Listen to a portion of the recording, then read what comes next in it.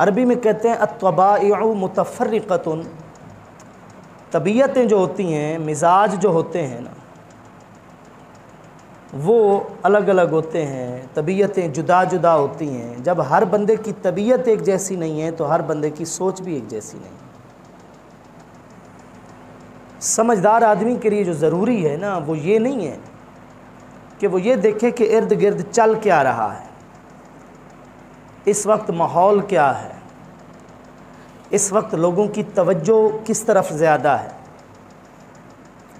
یہ جو سوچ ہے اس نے بہت سارے معاملات میں ہمیں ان مشکلات کا سامنا کرنے پہ مجبور کیا ہے جن کا سامنا کرنا ہمارے بس میں اب نہیں ہے، اور وہ مشکلات ہماری اپنی پیدا کردہ ہیں۔ سمجھدار آدمی کی یہ نشانی ہرگز نہیں ہے کہ وہ عام لوگوں کے معیار کو اپنا معیار بنا کر آنکھیں بند کر کے چلنا شروع کر دے۔ سمجھدار آدمی اپنے حالات کا جائزہ لیتا ہے، سمجھدار آدمی اپنے دین کا نقطۂ نظر دیکھتا ہے، سمجھدار آدمی اپنے ضمیر کے فیصلے پہ مطمئن ہوتا ہے، سمجھدار آدمی وہ نہیں کرتا جو لوگ کر رہے ہوتے ہیں، وہ کرتا ہے جو اسے بہتر نظر آتا ہے، چاہے وہ لوگ نہ بھی کر رہے ہوں۔ معاشی مشکلات میں، معاشی پریشانیوں میں ایک بڑا سبب یہ ہے کہ ہماری عادت بن گئی ہے کہ ہم نے لوگوں کی نقل کرنی ہے، ہم نے نقال بننا ہے اس معاملے میں کہ ہمارے آس پاس اگر لوگ وہ کر رہے ہیں تو اگر ہم نے نہ کیا تو ہم کس طرح ان کے اندر اٹھیں گے بیٹھیں گے، ہم کس طرح ان کے ساتھ آنا جانا کریں گے۔ چار دوست ہوں گے، آپ نے غور کیا ہوگا بھلے ان کی گھریلو پوزیشن الگ الگ ہوگی، کوئی امیر طبقے سے ہوگا، کوئی مڈل طبقے سے ہوگا، کوئی غریب طبقے سے ہوگا، لیکن آپ نے محسوس کیا ہوگا کہ ان کی کوشش ہوگی کہ ہم چاروں کے چاروں ایک رنگ میں نظر آئیں۔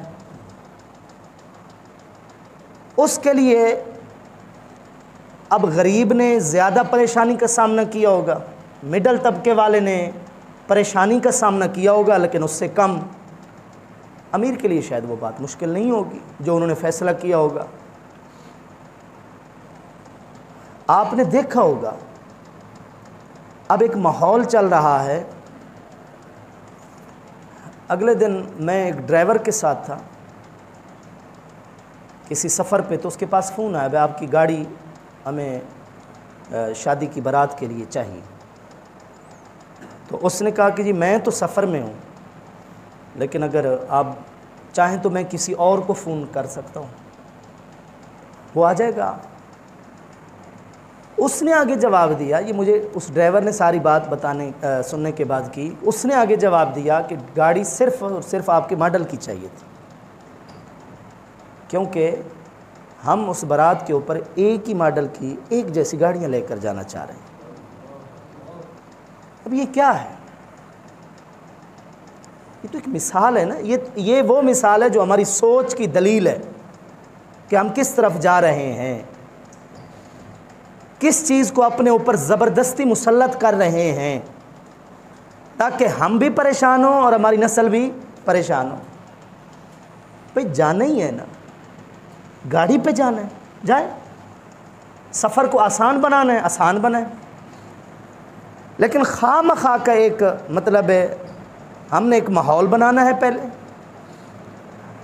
ایک سوچ بنانی ہے پہلے، پھر اس سوچ کے جب سب شکار ہوتے ہیں تو پھر ہم نے کہنا ہے کہ جناب حالات تو بڑے ٹف ہو گئے، بڑے پریشانی والے حالات چل رہے ہیں حالات۔ میں نے گزشتہ خطبے میں بات کی تھی کہ مہنگائی کا انکار ایسے ہی ہے جیسے آپ باہر چمکتے دمکتے سورج کا انکار کر دیں، میں نکلا ہوا ہی نہیں ہے، لو جی بے وقوفی ہوگی اور کیا ہوگا۔ ضرور ہے مہنگائی بڑھتی جا رہی ہے، حالات ہمارے بس میں نہیں ہیں، قابو سے باہر ہوتے جا رہے ہیں، لیکن پریشانیوں کے اضافے کی کچھ اور بھی وجوہات ہیں جس طرف میں توجہ دلانا چاہ رہا ہوں۔ اور وہ ہیں ہمارے خود سخت رواج کہ جن سے ہم یہ پریشانیاں شوق سے خریدتے ہیں، پھر اس طبیعت کو ان پریشانیوں کا عادی بناتے ہیں، اور پھر رونا رونا شروع کر دیتے ہیں کہ جناب یہ ہو گیا اور وہ ہو گیا۔ جب ہم ان پریشانیوں سے بچ سکتے تھے، جب ہم ان حالات پر قابو پا سکتے تھے، اس وقت ہم نے نہ بچنے کی کوشش کی نہ قابو پانے کی کوشش کی، بلکہ وہ جو بات میں نے چھیڑی کہ زیادہ ہمارا معاملہ دیکھا دیکھی کی نظر ہے، جناب آس پاس یہ ہو رہا ہے، یہی ہو رہا ہے۔ اچھا، جہاں کی میں نے مثال دی ہے، ایک شادی کی بارات کی، جہاں کی میں نے مثال دی ہے، آپ جا کر وہاں پتہ کر لیجئے گا اگلی شادی جو ہوگی وہ اس سے بھی زیادہ مشکل ہوگی۔ یہ 2 دن پہلے ہمارے گھر میں رشتہ دار آئے ہوئے تھے، تو وہ ہمارا رشتہ دار نے ایک پیٹرول پمپ کے اوپر، تو وہ بیچارہ چونکہ ماتحت ہے نا، تو بڑے فخر سے یہ بات بتا رہا تھا، بڑے فخر سے بتا رہا تھا یہ بات کہ جناب ہمارے سیٹھوں کی جو شادی ہوئی ہے نا، ایک محتاط اندازے کے مطابق جناب 2 کروڑ خرچ آیا۔ اور پھر اس نے بتایا استاد جی یہ آپ کے گھر سے لے کر وہ اس جگہ تک یہ تو صرف ایک حال تھا۔ یہ ساری چیزیں ہیں ہمارے سامنے۔ یہ ماحول کوئی باہر سے یا اوپر سے کوئی اتری ہوئی مخلوق آ کر ہمارے ہاں نہیں بناتی۔ اس طرح کے ماحول ہم خود بناتے ہیں، تخلیق کرتے ہیں، پیسے خرچ کر کے اس کو رواج دیتے ہیں، اور پھر دیکھا دیکھی میں نقل کرنے کے چونکہ ہم پہلے ہی ماہر ہیں، اس لیے ان پریشانیوں کو، ان مشکلات کو ہم اپنی ضرورت کا نام دیتے ہیں، حالانکہ وہ ضرورت نہیں۔ ضرورت اور چیز ہوتی ہے۔ ضرورت وہ ہوتی ہے جو شریعت کے اندر جس کو ضرورت کہا گیا ہے، جس کو حاجت کہا گیا ہے۔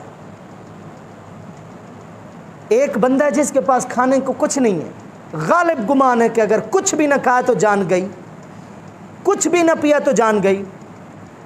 ضرورت یہ ہے کہ اب حرام بھی وقتی طور پر حلال ہو گیا ہے، مجبوری میں، مستقل حلال نہیں ہوا، ایک کھانے کی حد تک اس میں اجازت دے دی گئی ہے۔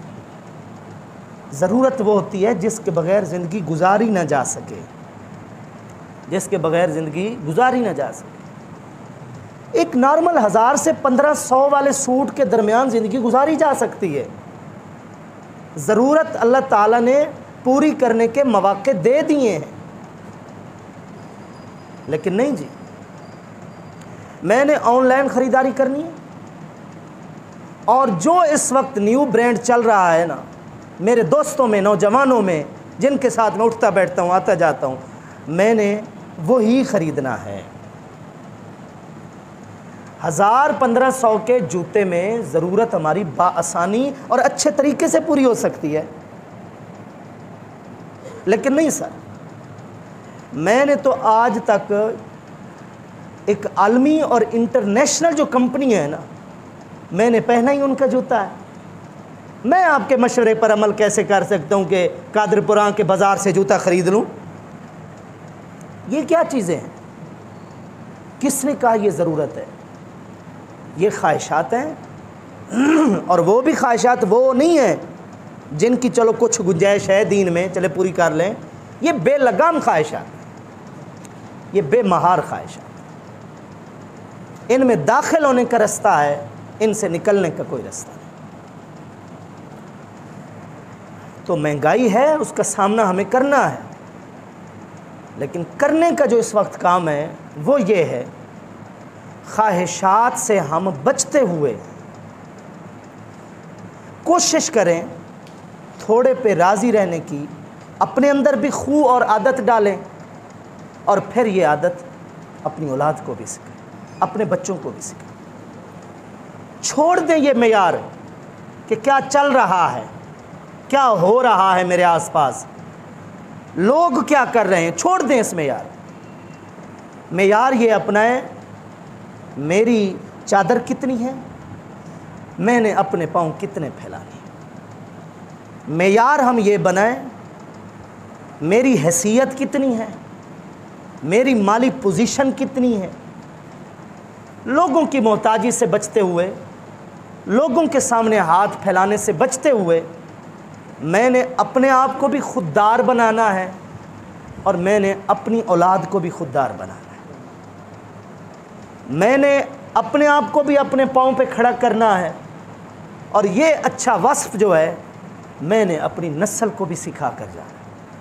یہ ہے اصل کرنے کا کام جس کی اس دور میں شدید ضرورت ہے۔ ہمارے لیے کیا ہے؟ ہمارے لیے یہ ہے کہ آپ علیہ الصلاۃ والسلام نے اس حوالے سے جو ہماری تربیت صرف ایک جملے کے اندر بتا دی ہے، آپ یقین کیجئے لاکھوں وہ اصول قربان اس ایک جملے کے اوپر،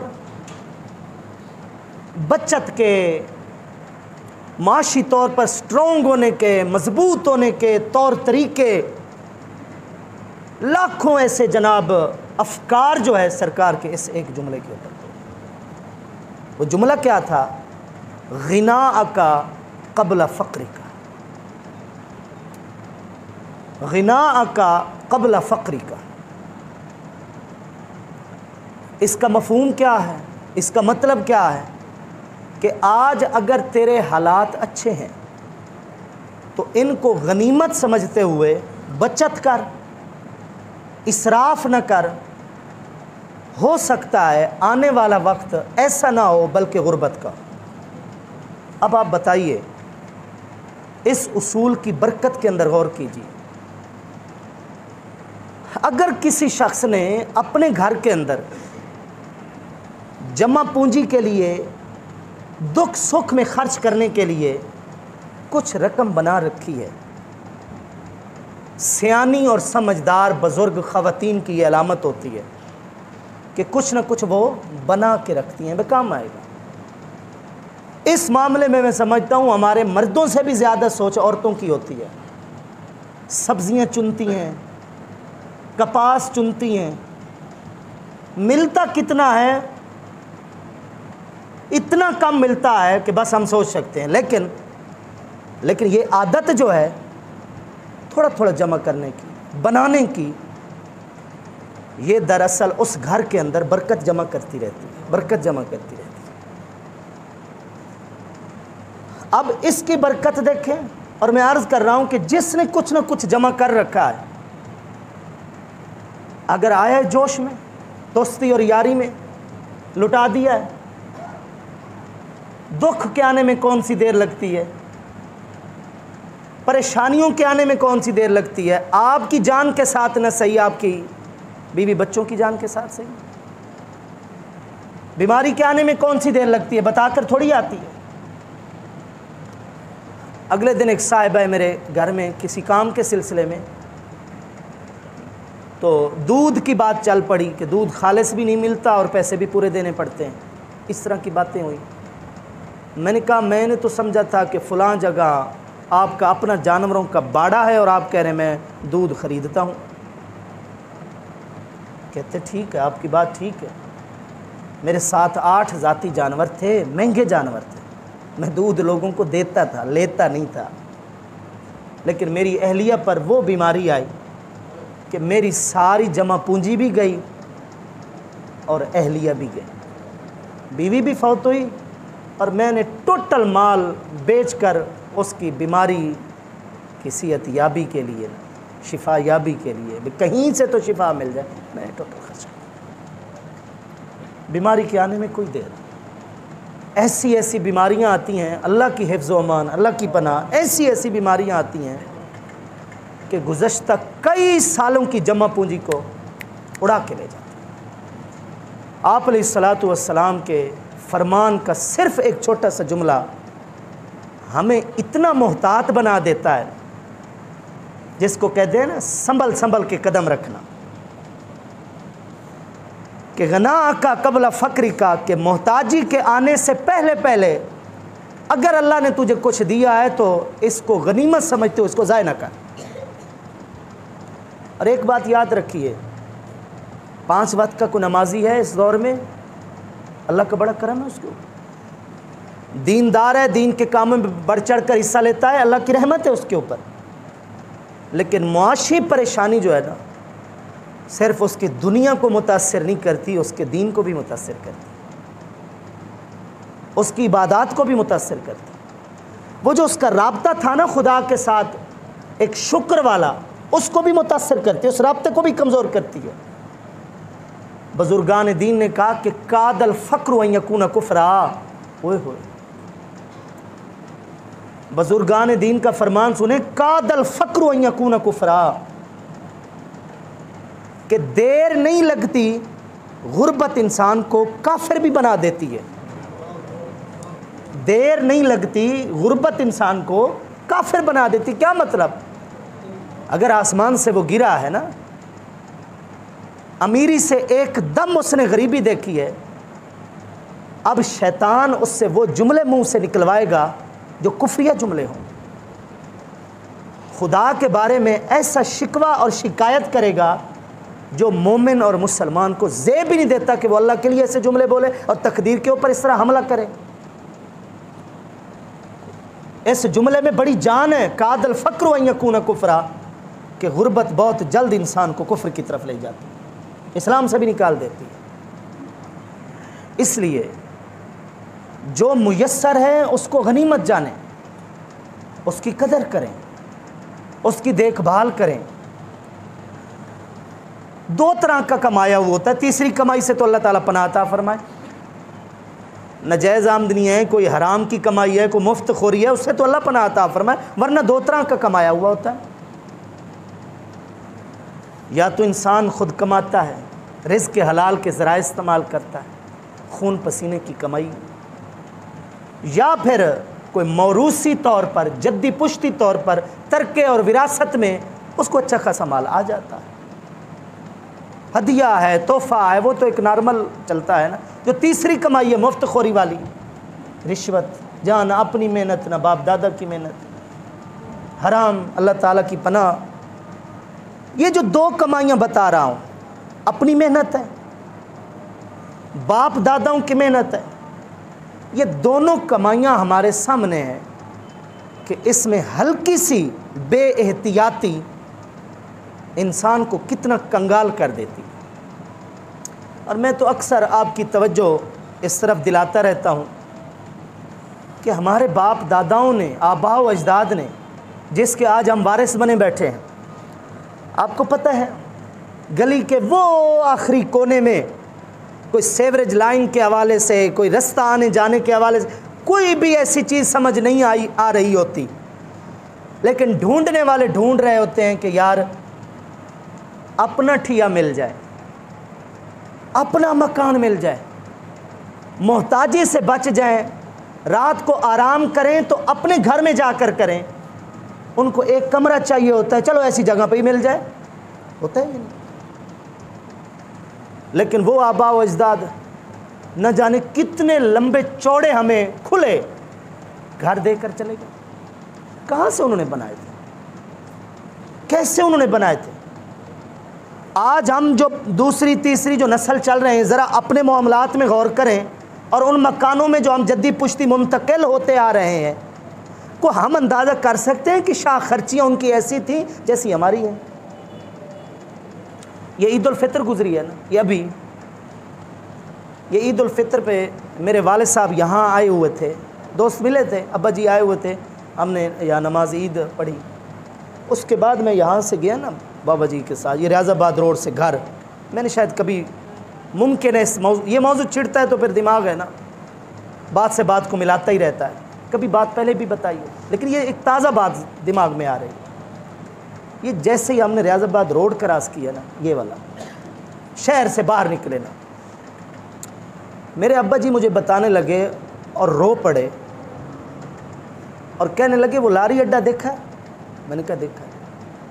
یہاں سے لے کر رمو والا جانتے ہو؟ میں نے کہا جانتا ہوں، ہمارے گھر سے بھی آگے۔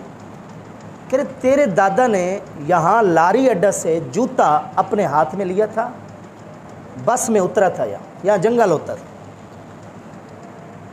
اپنے جوتے کو ہاتھ میں لیا، خطرہ اس کو تھا اور اس کو خبر تھی کہ یہاں کو ایک ڈاکو ہے جو پیچھا کرتا ہے، اور اس نے سانس کہاں جا کر نکالی؟ برے منہ والے۔ کس لیے؟ کہ اس کے پاس کچھ جمع پونجی تھی کہ وہ کوئی جائیداد خریدنے کے لیے میاں چنو سے آیا تھا،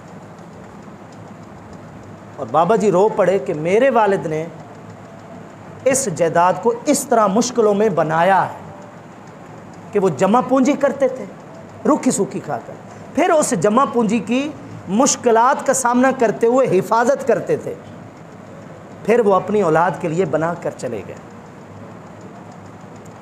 وہ اولاد آج کیوں نہیں بنا پا رہے؟ آپ کہیں گے مہنگائی زیادہ ہے۔ اس وقت 5,000 کا نوٹ بھی نہیں تھا میرا بھائی، اس وقت 100 روپے کی کاپی اگر 1 روپے والی بھی ہوتی تھی تو وہ بھی بڑا امیر سمجھا جاتا تھا۔ مجھے یاد ہے میں متی تل میں تھا، میں نے مصلی سنا تھا پہلا 1999 کے لگ بھگ، آج سے 22-23 سال پہلے کی بات ہو گئی، بس کوئی اتنی بڑی پرانی تو بات نہیں ہے نا۔ میں نے نعت پڑھی تھی، اور نعت پڑھنے کے دوران ایک آدمی نے میرے اوپر روپے والی 100 پرچیاں جو ہے نا وہ ایسے ہی پھینکی تھی۔ مجھے وہ الفاظ یاد ہے، میں باہر نکلا تو کچھ لوگ باتیں کر رہے تھے کہ فلاں نے 100 روپیہ جناب پھینکا ہے اس کے اوپر۔ اس 100 روپے کی اتنی قدر تھی؟ مصلی سننے کا مجھے 500 روپیہ ملا، میرے پاؤں زمین پہ نہیں لگ رہے تھے۔ آج میری جیب کے اندر 500 ہے۔ مجھے میری والدہ صاحبہ بتاتی، جب تو حفظ کے لیے کوئی والا جایا کرتا تھا نا، تیرا ابا تجھے چھوڑنے جاتا تھا تو تیری جیب میں نیلے رنگ کا نوٹ جو 2 روپے والا ہوتا تھا وہ ہوتا تھا، اور تو وہ بھی بچائے ہوئے ہوتا تھا، واپسی جب ہفتے کے بعد تیرا ابا تجھے لے کر آتا تھا۔ یہ تو آپ کی جو عمر کے لوگ بیٹھے نا بزرگ، ان کے سامنے تو ایک بچوں والی باتیں ہو رہی ہیں۔ ان کے تجربات تو ہماری آنکھیں کھول دیں اگر وہ باتیں اپنی بتائیں تو۔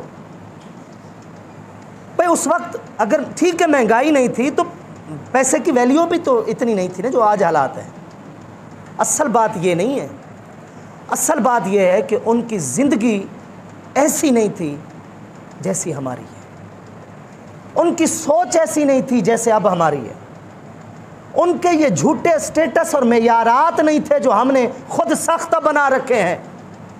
وہ جو میں نے مثالیں شروع میں دی ہیں کہ 1,000-1,500 روپے والی چیز کو ہم نے بلا وجہ 10,000 میں لے کر جانا ہے کہ جناب ہم جن کے اندر بیٹھتے ہیں نا، اگر وہ برانڈ کا پہنتا ہے تو مجھے برانڈ کا پہننا ہے، وہ انٹرنیشنل کمپنی کا جوتا لیتا ہے تو مجھے بھی وہی لینا، میں کیوں لوں؟ میں کیوں سستا لوں؟ یہ ان کے معیارات نہیں تھے۔ وہ ایک بھلے وہ ملک بھی ہوتے تھے، وہ چودھری بھی ہوتے تھے، وہ سردار بھی ہوتے تھے، لیکن 6 مہینے 8 مہینے سال وہ ایک کپڑے میں صاف ستھرا گزار دیا کرتے تھے۔ وہ ایک جوتی سلواتے تھے اور اس کو صحیح کر کے پھر چلاتے تھے، بھلے ان کے گھر میں مال بھی ہوتا تھا۔ وہ فضول خرچ نہیں تھے۔ بخل اور چیز ہے، وہ بھی غلط ہے شریعت میں، کنجوسی اور چیز ہے، اس سے بڑھ کر کوئی بری چیز نہیں ہے۔ لیکن یہ لگاتار میں جو مسلسل ایک موضوع لیے بیٹھا ہوں، آج 3را خطبہ ہے، اس کی ایک وجہ ہے، ہماری روش بڑی خطرناک ہوتی جا رہی ہے۔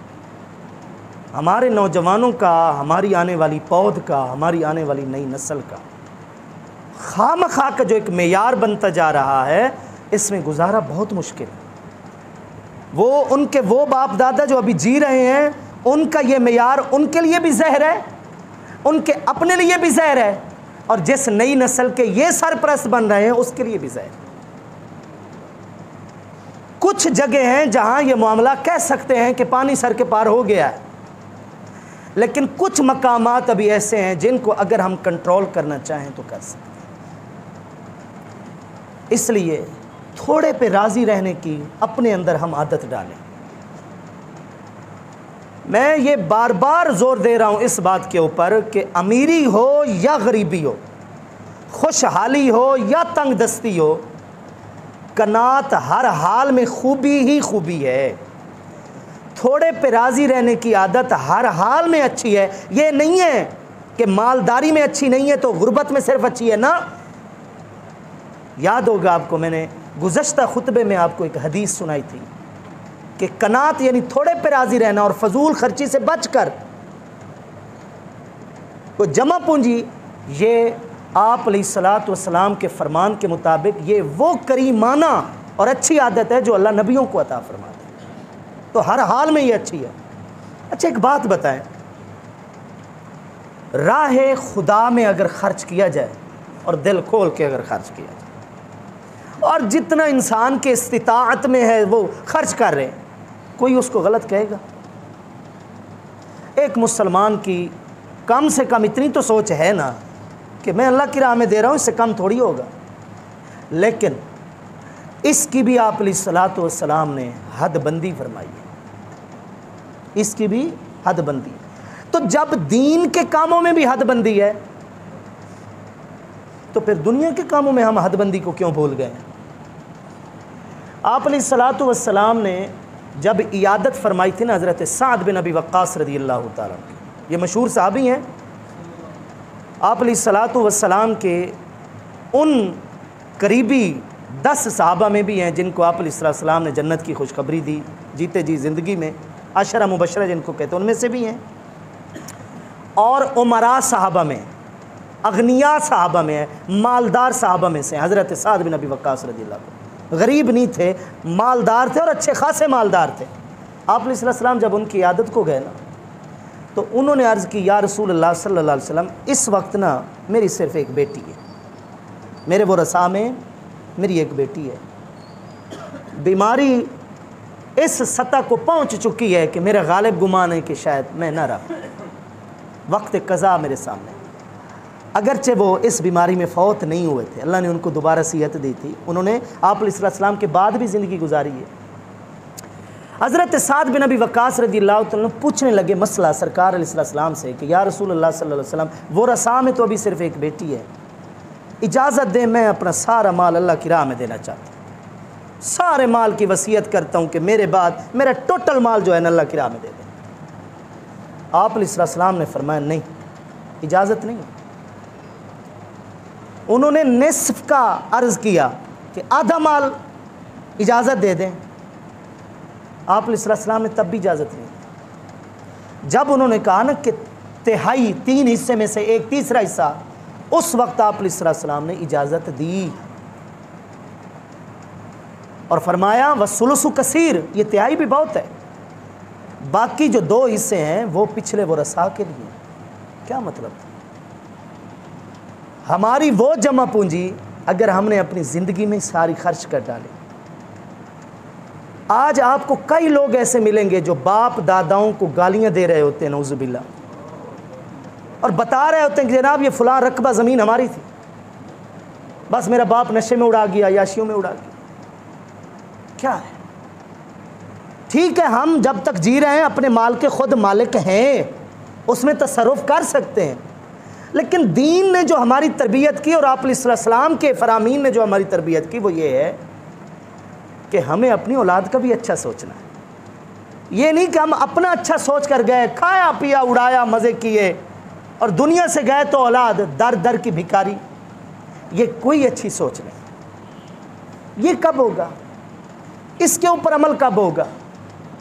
جب ہم ذرا احتیاط سے اپنا ہاتھ چلائیں گے، جب ہم اسراف اور فضول خرچی سے بچیں گے، جب ہم تھوڑے پہ راضی رہنے کی کوشش کریں گے۔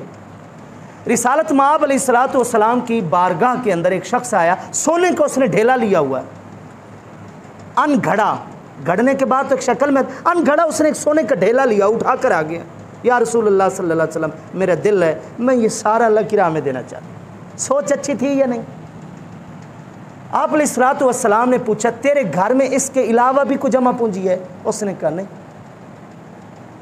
میرے آقا کریم علیہ التحیۃ والتسلیم ارشاد فرمایا واپس جاؤ، اس کو آدھا آدھا کر، آدھا اللہ کی راہ میں دو اور آدھا اپنی ضروریات کے لیے رکھو۔ وہ ابو بکر صدیق تھے جن کا سارا میرے آقا نے قبول کیا۔ عام آدمی کے بس میں نہیں ہے کہ ابو بکر صدیق جیسا معیار لے کر آئے۔ ہم غریبوں کے لیے، ہم متوسط مڈل طبقے کے لیے یہ حدیثیں رہنما ہیں کہ ہمیں اللہ کی راہ میں بھی اگر خرچ کرنا ہے تو اس کا یہ ہرگز مطلب نہیں ہے کہ آنکھیں بند کر کے کریں، ہمیں اپنی ضروریات اور اپنے بچوں کی ضروریات کا بھی خیال رکھنا ہے۔ یہ تعلیم قرآن حدیث اور آپ علیہ السلام کی دی ہوئی ہے۔ یہ کس لیے ہے؟ تاکہ ہمارے پاس جو کچھ ہے ہم اس کی قدر کریں، ہم اس کو ضائع نہ کریں۔ اللہ تعالی ہمیں عمل کی توفیق عطا فرمائے.